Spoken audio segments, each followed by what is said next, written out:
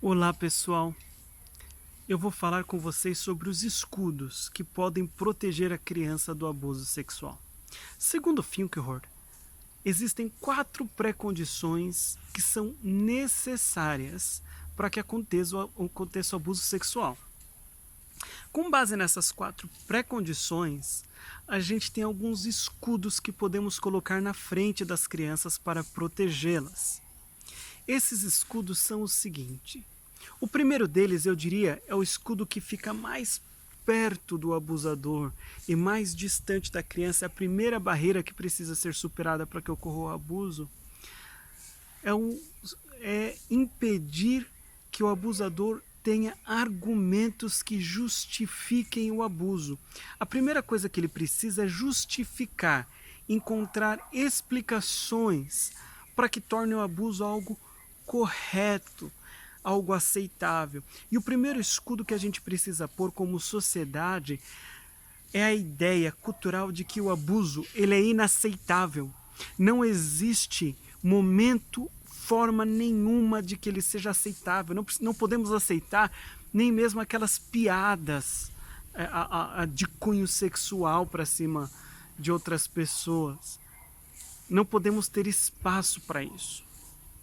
Precisamos de leis fortes, de consequências severas contra o abuso. Assim, o abusador, quando ele pensar, quando ele já tiver motivação suficiente para abusar de uma criança, as consequências vão ser um escudo e ele vai pensar sobre as consequências e desistir de realizar esse abuso. A gente precisa, como sociedade, deixar claro que isso não pode, não tem espaço na nossa sociedade para o abuso sexual contra a criança. Esse é o primeiro escudo, que fica mais perto ali do autor da violência.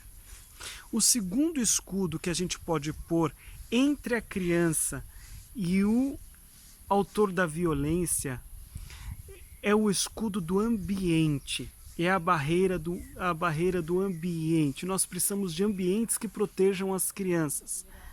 Se em todos os ambientes nós falarmos sobre abuso, os funcionários souberem sobre abuso, os voluntários de projetos sociais souberem sobre isso, souberem que existe uma política de proteção infantil naquele ambiente, nas igrejas, ou até mesmo na sua casa, você fala sobre abuso, você fica de olho nos indicadores de abuso, e tudo isso se tornar muito mais comum na sociedade. Não deixarmos que as crianças fiquem sozinhas em momento nenhum com um adulto. Se em alguma ocasião isso for essencial, essa pessoa precisa prestar contas, e a gente fechar as possibilidades de que o abusador encontre ambientes em que ele possa ficar sozinho com a criança e então cometer esse crime. Esse segundo escudo também vai impedir que o abuso sexual contra a criança aconteça. O terceiro escudo, ou a terceira barreira que a gente pode colocar entre o abusador e a criança, é a educação sexual adequada para a criança. Ela entende privacidade, ela entende autonomia, ela entende que o corpo é dela, é uma joia preciosa e que ninguém pode tocar. Ela entende o conceito de consentimento.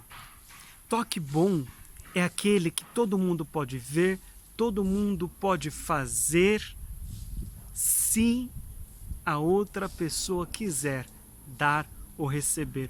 Uma criança que entende esses conceitos, entende de autoproteção, ela estará muito mais segura contra o abuso. Então são esses 3 escudos.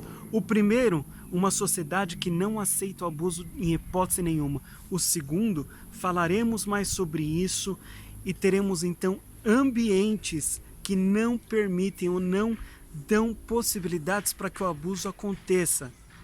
E o terceiro, criaremos crianças e educaremos as crianças para que elas saibam que elas podem dizer não, que reconheçam o toque bom, o toque ruim e saibam o que fazer, saibam pedir ajuda, procurar um adulto de confiança caso elas sintam medo, caso elas percebam que alguma coisa errada está acontecendo.